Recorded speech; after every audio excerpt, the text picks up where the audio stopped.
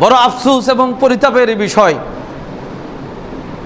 বিভিন্ন মসজিদে দেখা যায় 1 খতম 2 খতম 3 খতম পর্যন্ত কোরআন তেলাওয়াত হয় মাহে রমজানে, কিসের জন্য? তারাবিতে।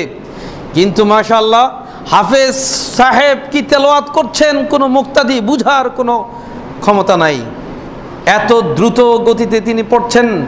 কে বলেছে আপনাকে 3 খতম কোরআন পড়ার জন্য রমজানে? কার কাছ থেকে শিক্ষা আপনি নিলেন? আপনি কোরআন পড়ুন, ধীরে ধীরে পড়ুন, কোরআন শুনুন, মন লাগিয়ে শুনুন, অন্তর গলিয়ে শুনুন, আপনি কাঁদুন, কান্নার চেষ্টা আপনি করুন।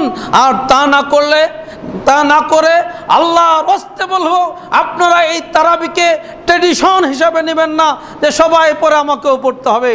না, এই তারাবি, এই কিয়ামুল লাইল, এই কিয়ামে রমাদান, এটা পড়বেন আপনার জীবনের গুনাহ মাফ করার জন্য।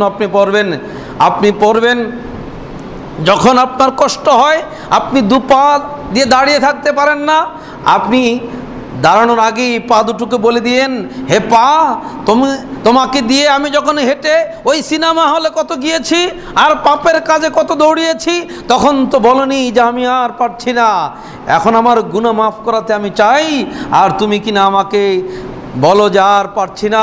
ভ্রাতৃমণ্ডলী, যে কথা বলতেছিলাম, আল্লাহ রাসূল সাল্লাল্লাহু আলাইহি ওয়াসাল্লাম ইরশাদ করেছেন, মান কামা রমাদানা মা ইমামিহি হাত্তা ইয়ানসারিফা কুতিবা লাহু কিয়ামুল লাইলা, রাওয়াহু তিরমিজি।